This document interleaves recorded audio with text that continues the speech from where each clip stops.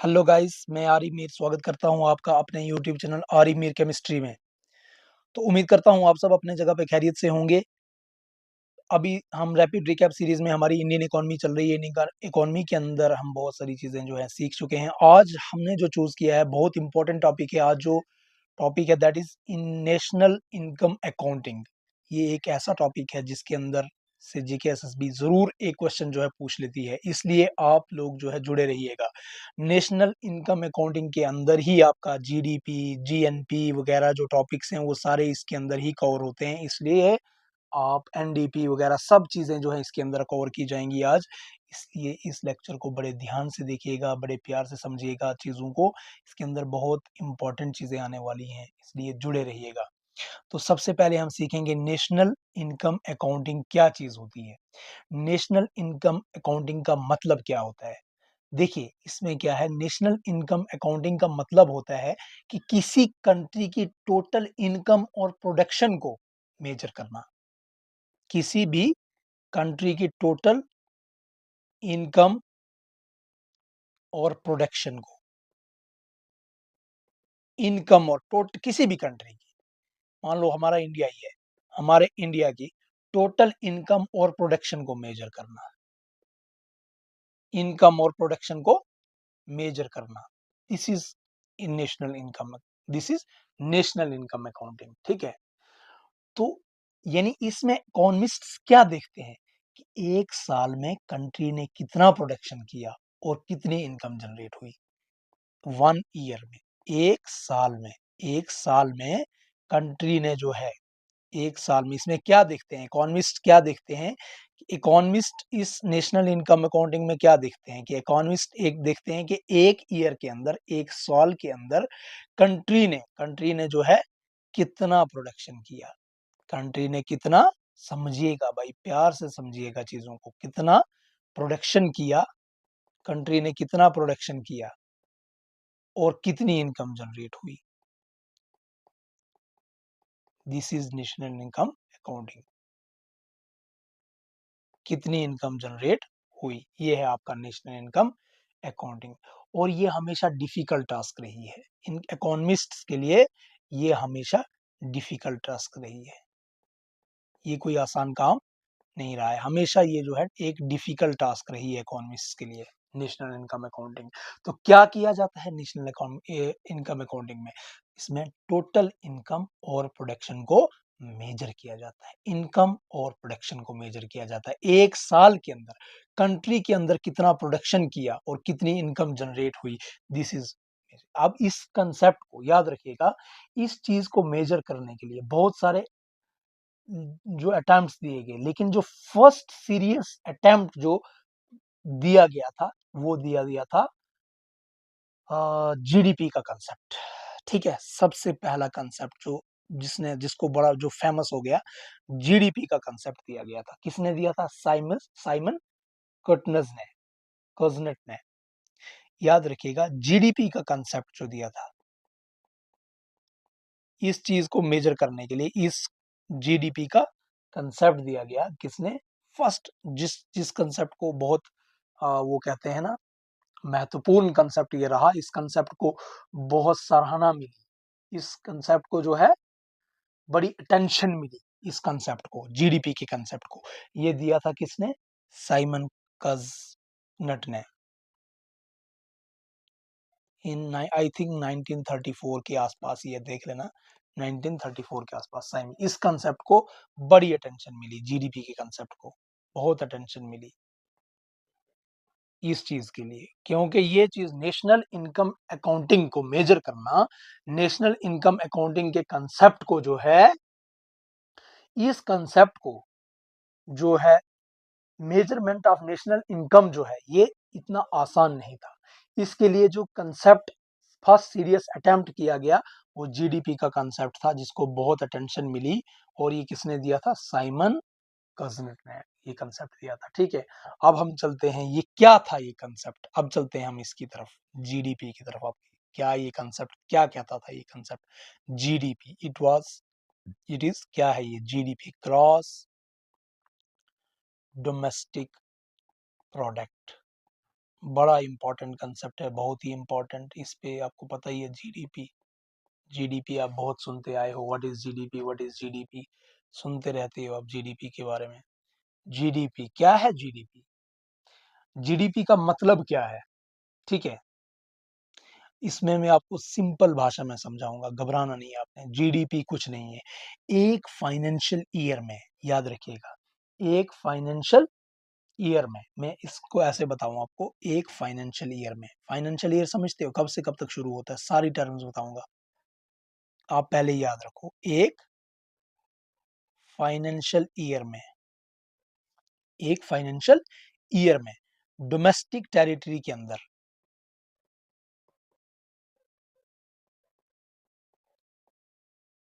Domestic territory के अंदर, एक फाइनेंशियल ईयर में डोमेस्टिक टेरिटरी के अंदर प्रोड्यूस होने वाली,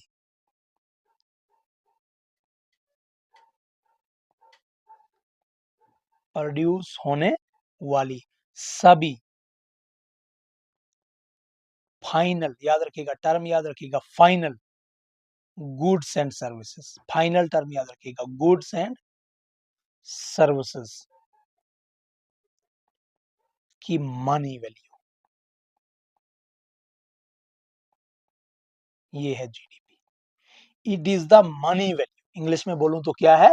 it is the money value, किसकी है money value? Of all the final goods and services produced in a financial year in the domestic territory by the normal residents, by the normal residents, किसने? By the normal residents, by normal residents, ये भी याद रखिएगा term, हम समझाएंगे आपको normal residents क्या है, सारी चीजें, बाय नॉर्मल रेजिडेंट्स। ठीक है, इंग्लिश में लिख लूं यहाँ पे, तो ऐसे लिखेंगे, it is the money value. ये क्या है? जीडीपी क्या है? It is the money value, किसकी मनी वैल्यू है? Of the final, of all final, of all final, word याद रखना है, फाइनल गुड्स एंड सर्विसेज, सारी goods and services, final goods and services produced in a financial year, in a financial year, एक financial year के अंदर जो produce होती है, कहाँ पे? इन द डोमेस्टिक टेरिटरी, एक डोमेस्टिक टेरिटरी के अंदर, ये सारी टर्म समझाऊंगा आपको, घबराना नहीं आप। इन द डोमेस्टिक टेरिटरी, कि कौन प्रोड्यूस करेगा? बाय द नॉर्मल रेजिडेंट्स, अब ये टर्म्स हम समझेंगे, बाय द नॉर्मल रेजिडेंट्स, यानी एक साल में देश के अंदर जो फाइनल प्रोडक्ट्स और सर्विसेज बनी है, उनकी टोटल मार्केट वैल्यू, वही है जीडीपी, वही क्या है? जीडीपी। बात समझ में आई? जीडीपी की डेफिनेशन में अब इंपॉर्टेंट चीजें क्या है हम समझेंगे। सबसे पहले आपकी टर्म आई मनी वैल्यू, सबसे पहले टर्म क्या आई आपकी? Money value. क्या है मनी वैल्यू? मनी वैल्यू का मतलब क्या है? मनी वैल्यू का मतलब है गुड्स को पैसों में मेजर करना, गुड्स जो भी चीजें हैं उनको पैसों में मेजर करना, पैसों में मेजर करना, गुड्स को किस में मेजर करना? पैसों में मेजर करना, समझा? जैसे एक कार है, कितने लाख की है भाई? मान लो 10 लाख की है, तो क्या आएगा? 10 लाख की। एक मोबाइल है, कितने थाउजेंड का है? 20,000 का है, तो ये मनी वैल्यू ये आ गई इसकी। ठीक है, गुड्स को, अब जीडीपी में क्वांटिटी नहीं, उनकी वैल्यू काउंट होती है। जीडीपी में क्या होता है? जीडीपी में क्वांटिटी नहीं होती है, याद रखिएगा, जीडीपी में क्वांटिटी नहीं चलती, उनकी वैल्यू काउंट होती है। क्या होती है? वैल्यू काउंट होती है, याद रखिएगा। जीडीपी में कार, एक कार, 10 कार, 20 कार नहीं चलेगी, उनकी वैल्यू काउंट होगी कितने की है। समझ में बात आई? तो this is money value, this is money value. दूसरा, मैं बार बार कह रहा हूं आपको, क्या है? It is the money value of final goods and services. Final goods term use कर रहा हूं मैं, फाइनल गुड्स एंड सर्विसेज। मैं गुड्स एंड सर्विसेज नहीं कह रहा हूं, मैं कह रहा हूं final goods and services,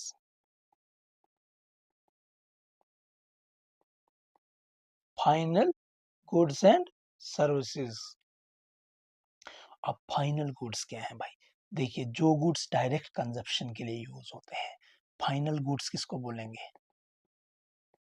final goods ऐसे गुड्स जो गुड्स क्या होंगे? जो गुड्स फाइनल गुड्स कैसे गुड्स होंगे? ऐसे गुड्स जो डायरेक्ट कंजम्पशन के लिए यूज होंगे। जो चीजें, जो गुड्स समझते हो ना, चीजें जो गुड्स डायरेक्ट कंजम्पशन के लिए यूज होंगे।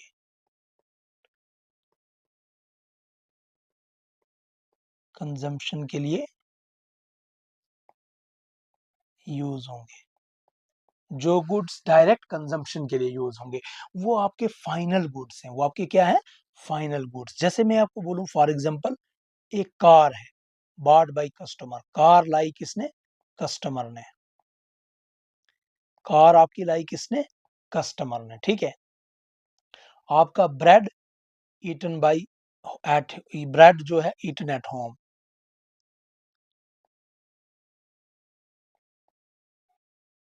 अब इनकी इंटरमीडिएट गुड्स देखते हैं हम। मान लो इंटरमीडिएट गुड्स क्या है? इंटरमीडिएट गुड्स क्या होंगी? भाई जो गुड्स किसी और गुड को बनाने के लिए यूज होते हैं। फाइनल गुड्स तो समझ गए आपको, जो जो गुड्स डायरेक्ट कंजप्शन के लिए यूज हो रहे हैं, जो डायरेक्ट कंजप्शन में यूज हो रहे हैं। लेकिन इंटरमीडिएट गुड्स क्या है? जो गुड्स क्या हो रहे हैं? किसी और गुड्स को बनाने के लिए यूज हो रहे हैं।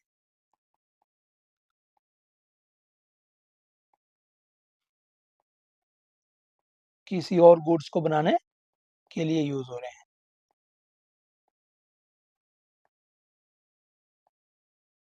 जैसे यानी ये वाले वो गुड्स है जो मेंट फॉर फाइनल कंजम्पशन, ये फाइनल कंजम्पशन के लिए, meant for final consumption. These are goods meant for final consumption. और आपके जो ये गुड्स हैं इंटरमीडिएट गुड्स, ये कैसे गुड है? इंटरमीडिएट गुड्स ये आपके गुड्स ऐसे गुड्स होते हैं जो यूज होते हैं किसी और गुड्स को बनाने के लिए। समझ में बात आई? जैसे जैसे मैं एग्जांपल देता हूं, tyres used in making car, है ना भाई? टायर जो है कार बनाने में यूज हो रहे हैं। फ्लोर यूज्ड इन बेकरी, आपने ब्रेड तो घर में खाया लेकिन उसको बनाने में फ्लोर यूज हुआ, तो वो इंटरमीडिएट गुड हो गया। अब ये सेपरेटली जो है जीडीपी में यूज नहीं होते, ठीक है, सेपरेटली जो है जीडीपी में यूज नहीं होते। अब देखिए यहाँ पे क्या हो जाती है, ऐसा क्यों होता है? क्योंकि यहाँ पे डबल काउंटिंग प्रॉब्लम आ जाएगी। क्या हो जाएगी? हाँ, डबल काउंटिंग प्रॉब्लम, याद रखिएगा। क्या हो जाएगी? डबल काउंटिंग प्रॉब्लम हो जाएगी। कैसे हो जाएगी? जैसे देखिए, एक कंपनी है, मान लो मैं मानता हूं एक कंपनी है, कंपनी ए और कंपनी बी। कंपनी ए टायर्स बनाती है, टायर्स मान लो 50,000 का टायर बनाती है। कंपनी बी कार बनाती है, कंपनी बी जो है कार बनाती है। कार बन गई 10,50,000 की, ठीक है, 10 लाख। अब इसमें कार में टायर्स ऑलरेडी इंक्लूडेड है, कार में टायर तो ऑलरेडी है, टायर इंक्लूडेड है, टायर जो है इंक्लूडेड है। अगर अब अगर जो है, अगर टायर को हम ऐड करें, अगर टायर को भी ऐड करें तो 50,000 और कार 10,50,000, तो कितना हो गया?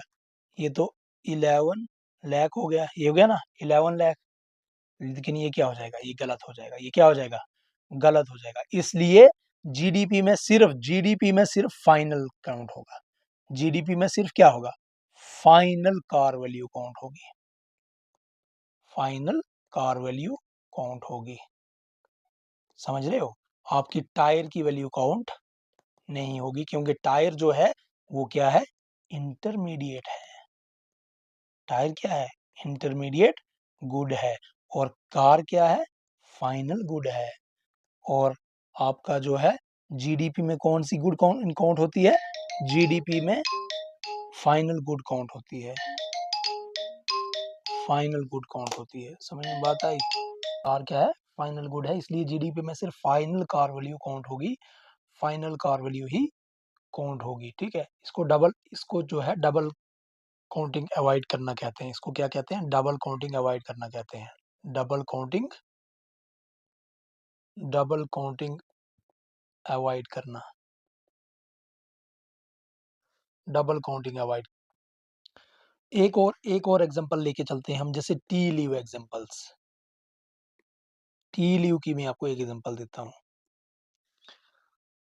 आपको सिचुएशन, इसमें दो सिचुएशंस में मैं दिखाता हूँ आपको, सिचुएशन 1, सिचुएशन 2।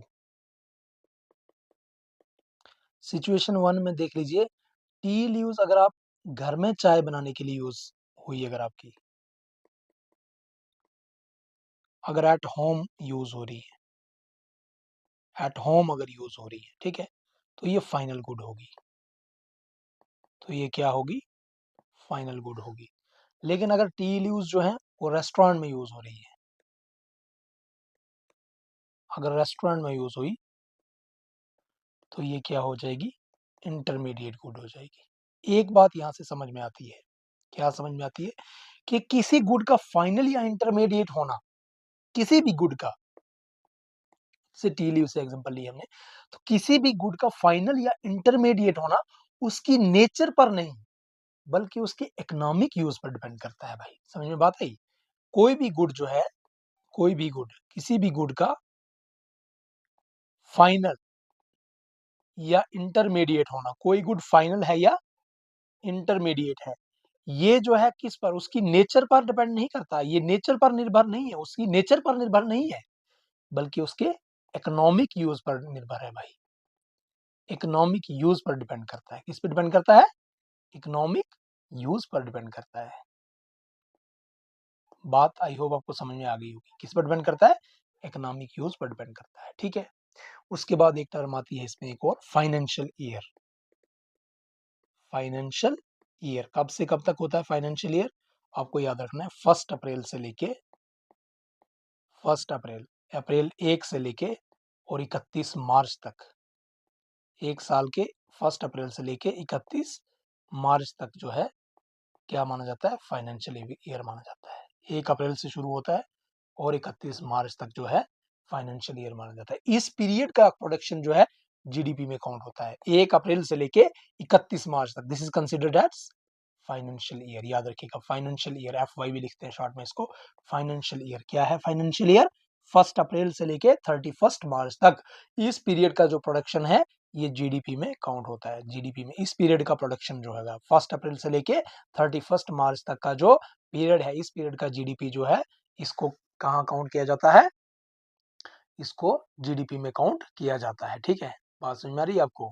और उसके बाद एक टर्म होती है second hand goods, second hand transactions, इसको भी, या पहले मैं टर्म आपको समझा लेता हूँ, दैट इज इंपॉर्टेंट, वो है डोमेस्टिक टेरिटरी। डोमेस्टिक टेरिटरी, ये भी डेफिनेशन के अंदर आती है, डोमेस्टिक टेरिटरी। डोमेस्टिक टेरिटरी का मतलब जो है सिर्फ कंट्री की लैंड बाउंड्री नहीं होती, बल्कि कुछ और एरियाज भी इंक्लूड होते हैं इसमें। क्या, सिर्फ कंट्री की लैंड बाउंड्री नहीं होती है इसमें, सिर्फ लैंड बाउंड्री नहीं होती है डोमेस्टिक टेरिटरी में, जो है ना, सिर्फ लैंड बाउंड्री नहीं होती है इसमें, बल्कि कुछ और एरियाज भी इंक्लूड होते हैं। जैसे इसमें क्या क्या आता है, पॉलिटिकल फ्रंटियर्स आते हैं इसमें, पॉलिटिकल फ्रंटियर्स आते हैं इसमें, पॉलिटिकल फ्रंटियर्स आते हैं। जैसे इंडिया पॉलिटिकल फ्रंटियर्स में क्या आ गया, देश की एक्चुअल जियोग्राफिकल बाउंड्रीज जो है, पॉलिटिकल फ्रंटियर्स में क्या आता है, एक्चुअल देश की जो एक्चुअल जियोग्राफिकल बाउंड्रीज है, जियोग्राफिकल बाउंड्रीज, देश की एक्चुअल जियोग्राफिकल बाउंड्रीज, जैसे इंडिया का लैंड एरिया जो भी है आपका।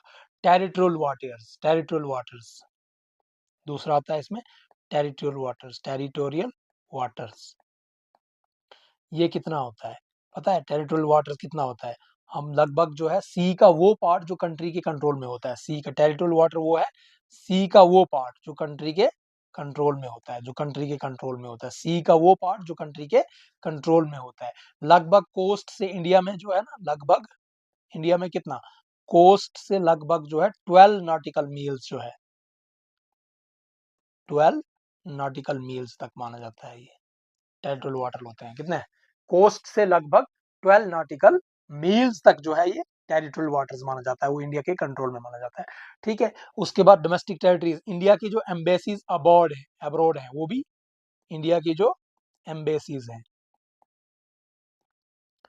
इंडिया की जो एम्बेसीज हैं अब्रॉड,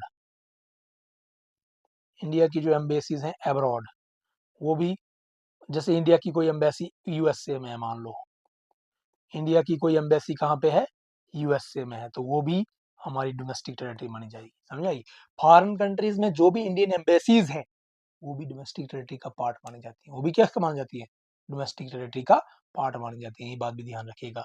हमारी मिलिट्री एस्टेब्लिशमेंट्स जो भी अब्रॉड है, मिलिट्री एस्टेब्लिशमेंट्स जो भी हमारी मिलिट्री एस्टेब्लिशमेंट्स हैं,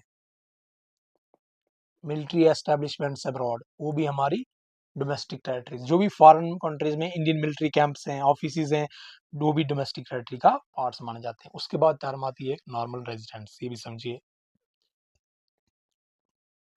ये सारी टर्म्स ऐसी हैं जो जीडीपी में इंक्लूड होती हैं, और जीडीपी में आपको समझ, जीडीपी की हर एक, जीडीपी की डेफिनेशन जो है ना, जीडीपी की, उसमें आपको ये टर्म्स आ रही हैं, तो हमें ये समझनी जरूरी है। अब नॉर्मल रेजिडेंस क्या होता है? रेजिडेंट इज एक ऐसा रेजिडेंट क्या होता है भाई, one who lives in a country for 1 year. बस जनरली रेजिडेंट वो होता है, जनरली हम बात करें, रेजिडेंट वो होगा जो who lives in country, who lives in country for 1 year. भाई ठीक है, 1 साल या उससे ज्यादा के लिए जो कंट्री में रह रहा है। ठीक है, नॉर्मल रेजिडेंट्स में कौन आते हैं भाई, इसमें इंक्लूड होते हैं सिटीजन प्लस फॉरनर्स जो 1 साल से ज्यादा रह रहे हैं, सिटीजन प्लस फॉरनर्स। ठीक है, जो 1 साल से ज्यादा रह रहे हैं। अब याद रखिएगा, फॉरेनर जो इंडिया में लॉन्ग टर्म रह रहे हैं ना भाई, वो भी नॉर्मल रेजिडेंट हो सकते हैं। ऐसा नहीं है कि फॉरेनर कोई ऐसा है तो भाई 2 3 साल 5 साल 10 साल के रह रहा है तो वो भाई नॉर्मल रेजिडेंट नहीं है, वो भी नॉर्मल रेजिडेंट आ जाएगा। ठीक है, उसके बाद इंडिविजुअल्स प्लस इंस्टीट्यूशंस, ये भी हमारे नॉर्मल रेजिडेंट में माने जाते हैं। इंडिविजुअल्स प्लस इंस्टीट्यूशंस, ये भी हमारे, जैसे पर्सन्स हैं, कंपनीज हैं, ऑर्गेनाइजेशंस हैं, पर्सन्स, कंपनीज, ऑर्गेनाइजेशंस, ये सारे इंक्लूड होते हैं किसमें, नॉर्मल रेजिडेंट्स में। जो हमारे लोकल एम्प्लॉइज हैं, local employees in foreign embassies, foreign embassies में हमारे जो लोकल एम्प्लॉइज हैं, फॉरेन एम्बेसीज में, समझ रहे हो, जो इंडिया में काम करने वाला लोकल स्टाफ है फॉरेन एम्बेसीज में भाई, इंटरनेशनल इंस्टीट्यूशंस में, वो भी नॉर्मल रेजिडेंट्स हैं, वो भी क्या है, नॉर्मल रेजिडेंट्स इंक्लूड होते हैं, में इंक्लूड होते हैं। ठीक है, बात कुछ समझ में आई? ये है आपका जीडीपी में टर्म्स जो यूज होती हैं, जिनके बारे में आपको अच्छे से पता होना चाहिए।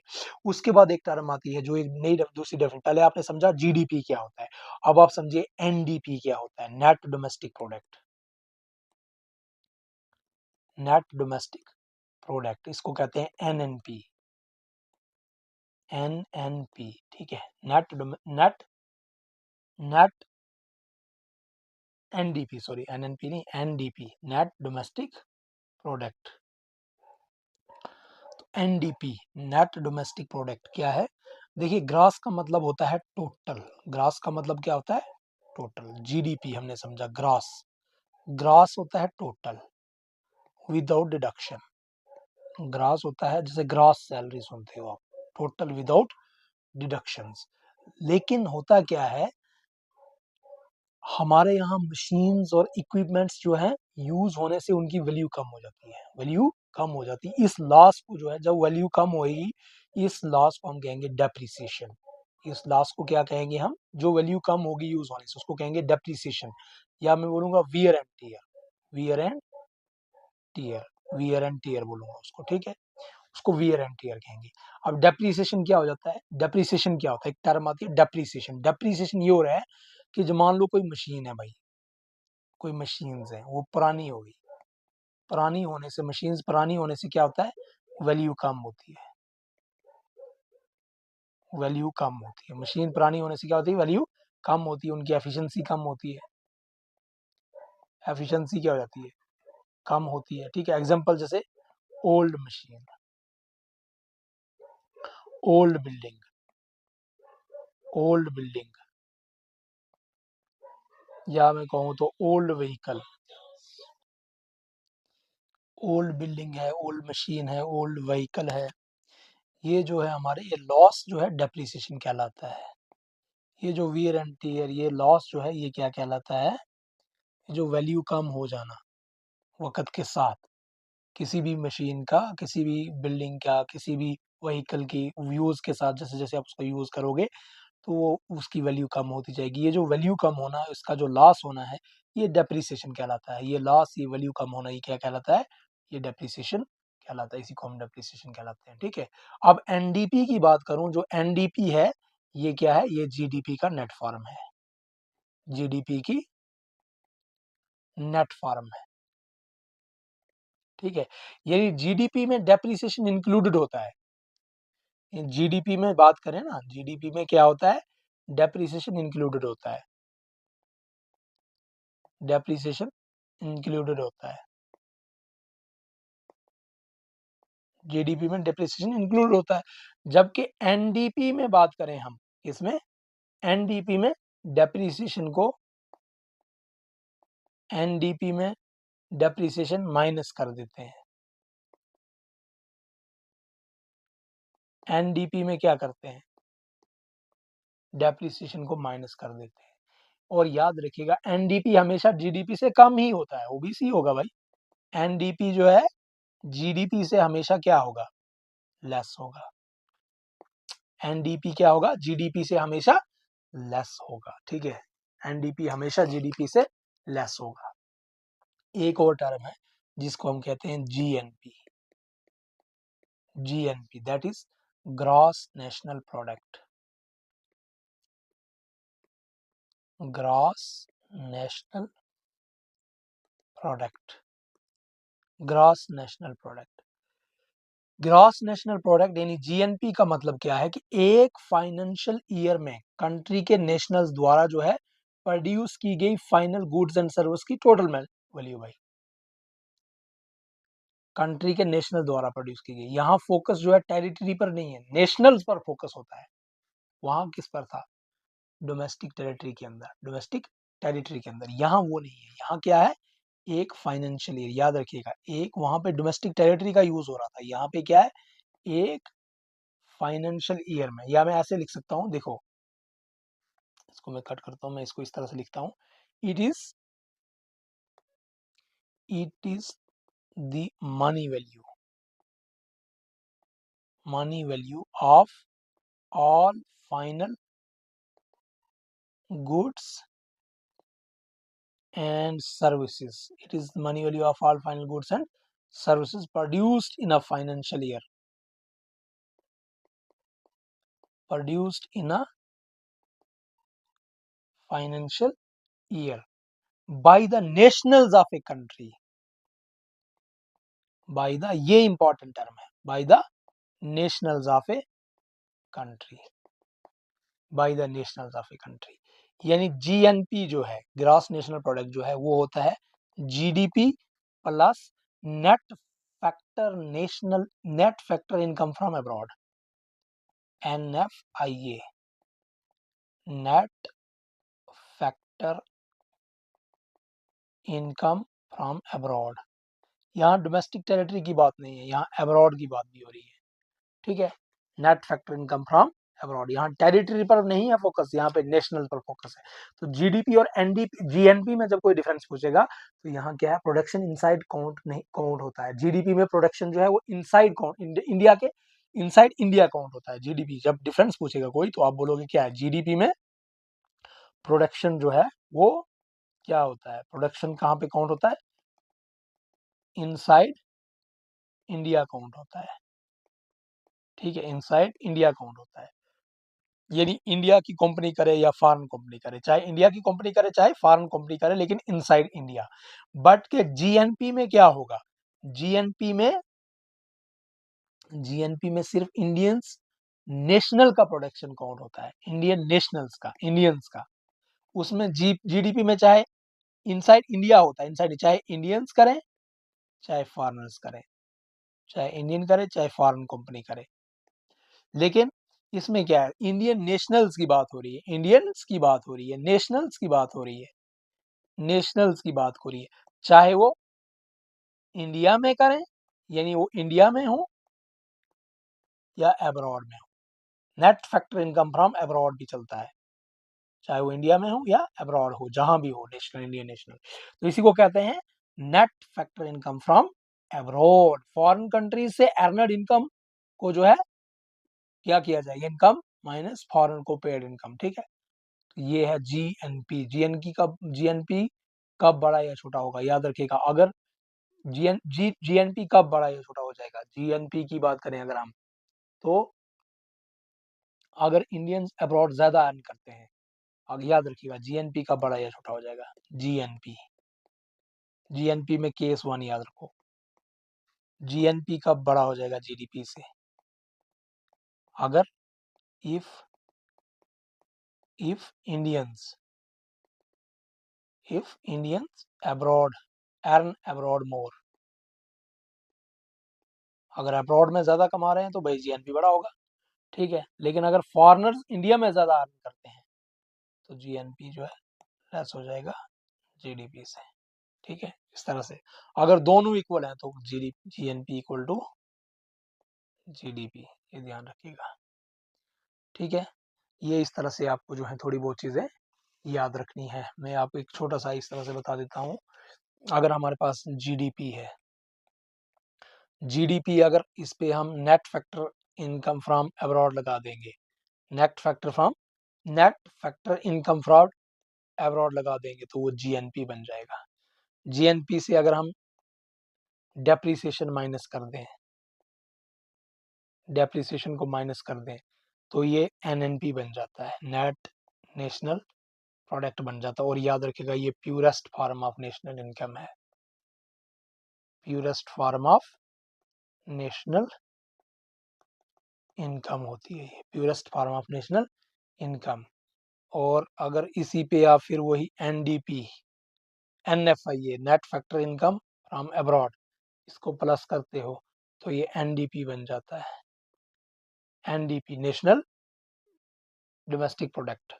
और अगर इस पे डेप्रिसिएशन को माइनस करते हो तो ये जीडीपी बन जाता है। इस तरह से ये चार्ट आपको थोड़ा सा ध्यान में रखना है। कुल मिला के ये आपका है भाई,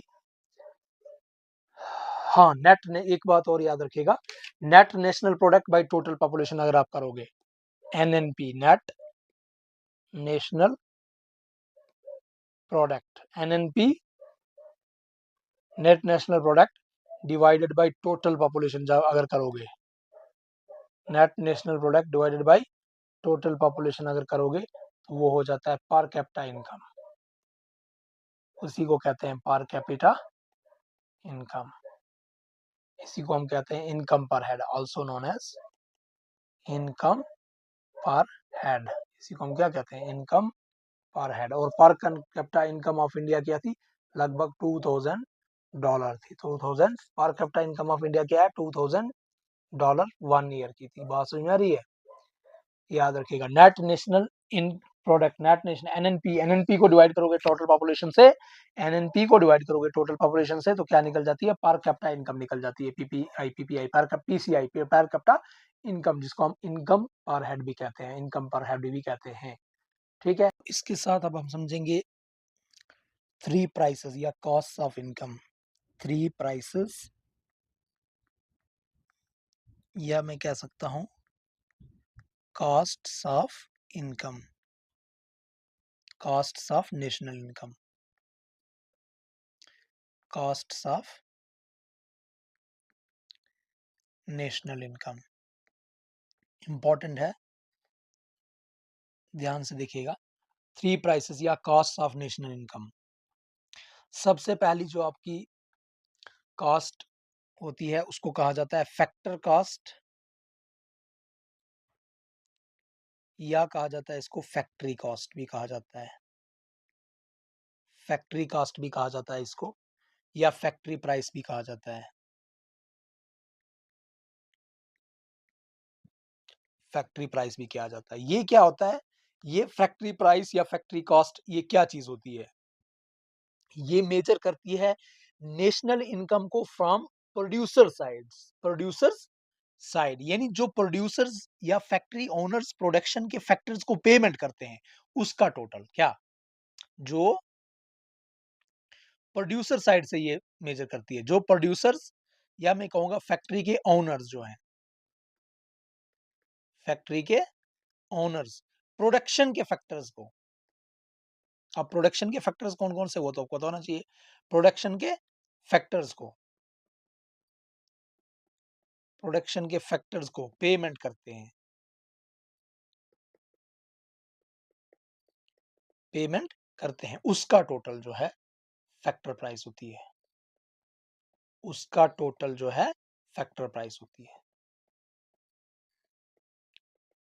बात समझ में आई? देखिए अब फैक्टर्स ऑफ प्रोडक्शन क्या होते हैं, ये आपको ध्यान से समझना है। फैक्टर्स ऑफ प्रोडक्शन ये आपको पता होने चाहिए, बहुत इंपॉर्टेंट चीज है। फैक्टर्स ऑफ प्रोडक्शन शायद मैंने पहले भी बताया, आपको नहीं पता है तो समझ लो। यहाँ पे factors of production, 4 factors of production main है। पहला होता है लैंड, और लैंड का जो लैंड, इसकी इनकम क्या होती है, रेंट। फैक्टर है, फैक्टर है लैंड, और इसकी इनकम को क्या कहा जाएगा, रेंट। इसकी इनकम को क्या कहा जाएगा, रेंट। ठीक है।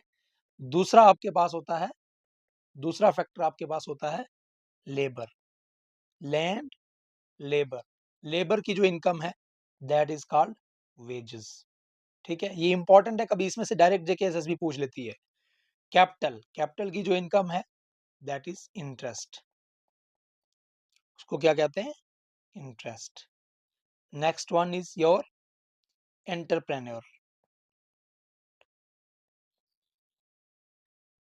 इसकी जो इनकम होती है इसको कहते हैं प्रॉफिट। तो 4 फैक्टर्स ऑफ प्रोडक्शन है, क्या क्या है, land, labour, capital, entrepreneur. Land, labour, capital, entrepreneur.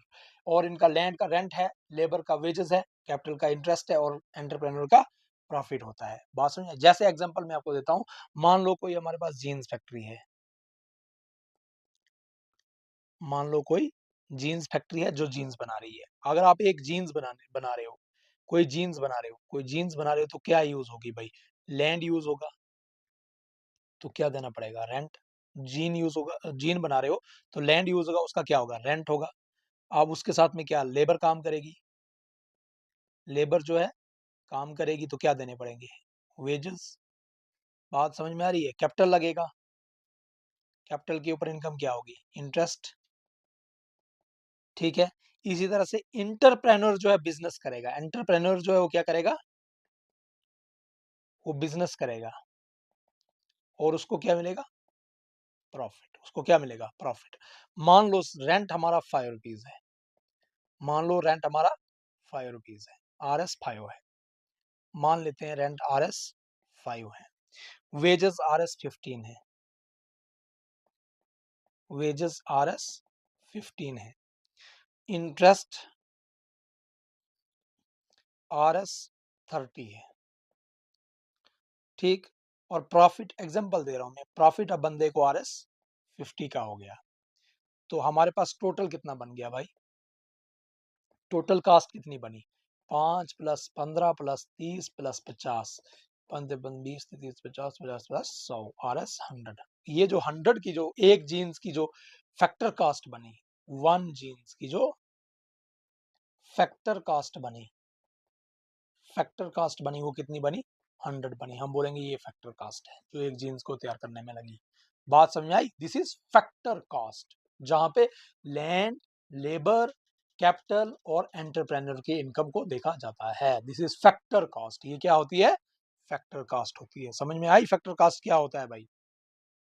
तो अब अगर आप जीडीपी को अगर आप फैक्टर प्राइस पे देखोगे, जीडीपी को अगर आप फैक्टर प्राइस पे देखोगे, मेजर करोगे फैक्टर प्राइस पे, अगर जीडीपी को आप, if GDP is taken at factor price, तो वो बन जाएगी जीडीपी एट फैक्टर प्राइस। उसको क्या बोल देंगे, GDP at factor price, GDP FP. ठीक है, FC factor price, factor cost या फैक्टर प्राइस जो भी बोलोगे आप, ठीक है, जीडीपी एफसी।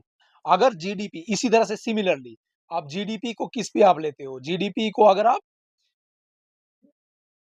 सॉरी जीएनपी को अगर आप जीएनपी को अगर आप लेते हो फैक्टर कॉस्ट पे तो जीएनपी बन जाएगी फैक्टर कॉस्ट पे।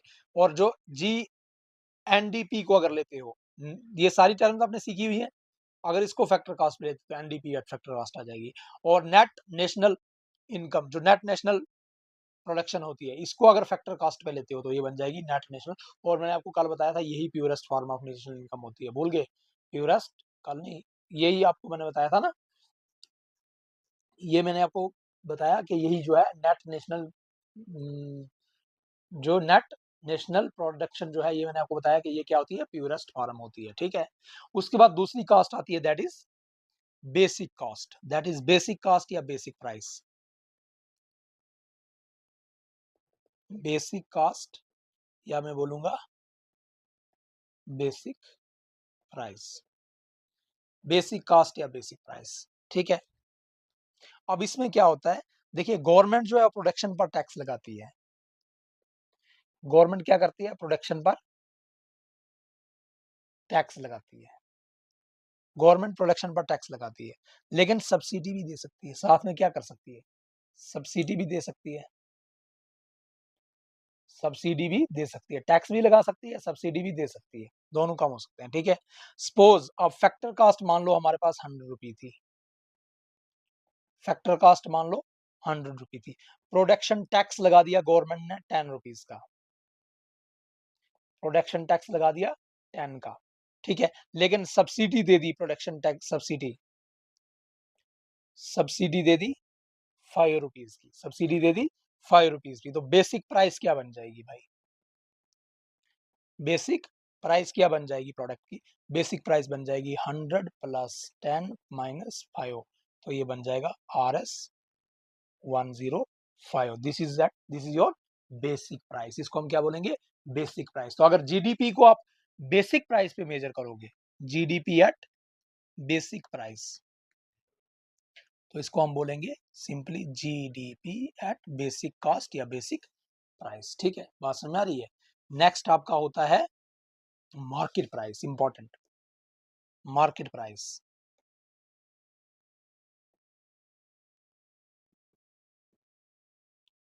मार्केट प्राइस एमपी जिसको कहते हैं, एमआरपी भी कहते हैं, मार्केट प्राइस, ठीक है। और ये बहुत इंपॉर्टेंट टॉपिक होता है मार्केट प्राइस वाला जो आपका, देखिए ये क्या होता है, मार्केट प्राइस का मतलब होता है कि कंज्यूमर मार्केट में जो एक्चुअल प्राइस पे करता है भाई, कंज्यूमर जो है आप मार्केट में जो एक्चुअल प्राइस पे करता है,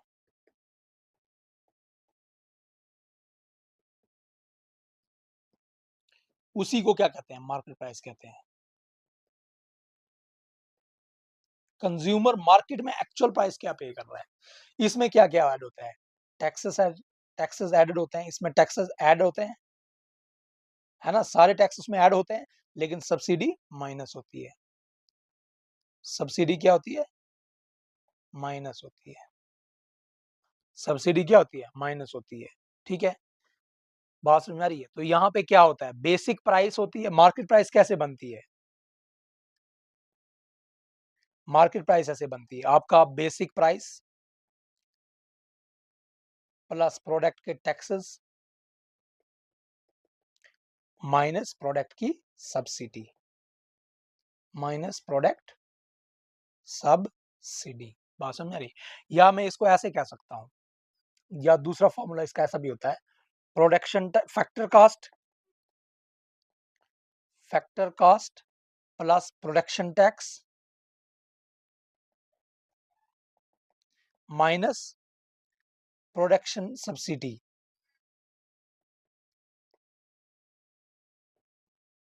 plus product tax minus product subsidy, production और प्रोडक्ट में फर्क है, ठीक है। और ये यहां से यहां तक जो है ना, production tax minus production subsidy plus product tax minus product, इसको कहा जाता है नेट इनडायरेक्ट टैक्सेस, इसको कहा जाता है net indirect taxes, net indirect taxes, NIT भी कहा जाता है इसको, net indirect taxes. Net indirect taxes ये क्या होते हैं? नेट इनडायरेक्ट टैक्सेस, बात समझ आ रही है? Net indirect taxes. अब नेट इनडायरेक्ट टैक्सेस क्या होते हैं? यानी सिंपल मैं ऐसे बता सकता हूँ, मार्केट प्राइस। अब शॉर्ट में आपको कोई पूछे मार्केट प्राइस क्या है, तो आप बोलोगे मार्केट प्राइस है फैक्टर कास्ट, फैक्टर कास्ट। तो मार्केट प्राइस क्या बनी? Factor price plus net indirect taxes, factor price plus net indirect taxes, यानी जीडीपी एट मार्केट प्राइस में कह सकता हूं, GDP factor cost plus net indirect taxes, या जीडीपी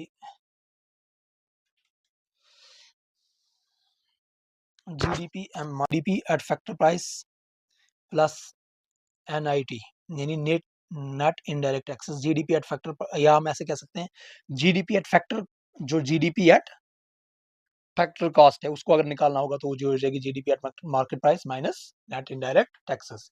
अब एक चीज और याद रखिएगा, करंट एंड कांस्टेंट प्राइसेस, ये थोड़ा सा इन उससे जुड़ा हुआ है लेकिन इंपॉर्टेंट है, इसी से है, इंपॉर्टेंट है, इन्फ्लेशन से जुड़ा हुआ टॉपिक भी बट है इंपॉर्टेंट। जीडीपी को कैसे कैलकुलेट किया जाता है,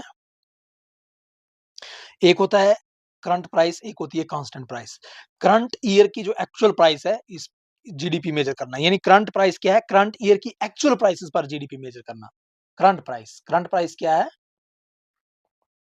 करंट प्राइस यानी करंट ईयर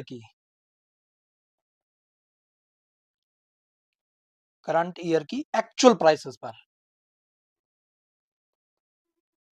एक्चुअल प्राइसेस पर जीडीपी मेजर करना, एक्चुअल प्राइसेस पर जीडीपी मेजर करना, दिस इज करंट प्राइस। ठीक है, इसमें इंक्लूजन, जो इन्फ्लेशन है ना वो इंक्लूडेड होती है, इन्फ्लेशन जो है वो इंक्लूडेड होती है, इन्फ्लेशन जो है इंक्लूडेड होती है। जैसे मान लो 2026 में राइस अगर 50 रुपए केजी है, उसी प्राइस पर जीडीपी जो है कैलकुलेट होगी, तो ये है करंट प्राइस जीडीपी, ये क्या हो जाएगी? Current price GDP. दूसरी होती है कांस्टेंट प्राइस, दूसरी होती है constant price, second one is your constant price. ठीक है, कांस्टेंट प्राइस क्या होती है? किसी बेस ईयर की फिक्स्ड प्राइस यूज करना, बेस ईयर की जो है फिक्स्ड प्राइस यूज करना,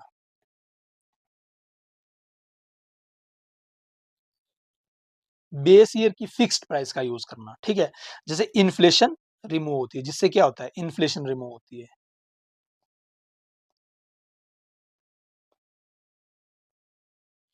इन्फ्लेशन रिमूव होती है, रियल ग्रोथ पता चलती है, रियल ग्रोथ पता चलती है, रियल ग्रोथ पता चलती है।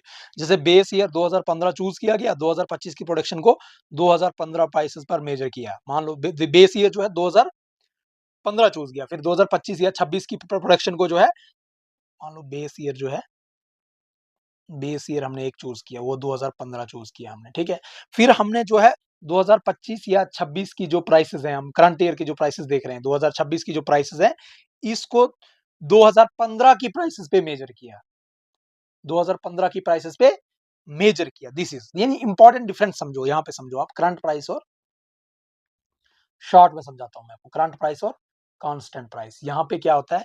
यहां पे इन्फ्लेशन इंक्लूड होती है, इन्फ्लेशन महंगाई इंक्लूड होती है, यहाँ पे इन्फ्लेशन इंक्लूड नहीं होती है, इन्फ्लेशन रिमूव होती है, इन्फ्लेशन रिमूव होती है। ठीक है, यहाँ पे नॉमिनल जीडीपी, इसको नॉमिनल जीडीपी कैलकुलेट की जाती है यहाँ पे, और यहाँ रियल जीडीपी होती है कैलकुलेट, ये एक्चुअल प्राइसेस होती है और ये बेस ईयर प्राइसेस यूज की जाती है। यहाँ पे बेस ईयर एक चूज किया जाता है, बेस ईयर प्राइसेस। बात समझ आ रही? तो ये आपको समझ में आ जानी चाहिए चीजें थोड़ी बहुत।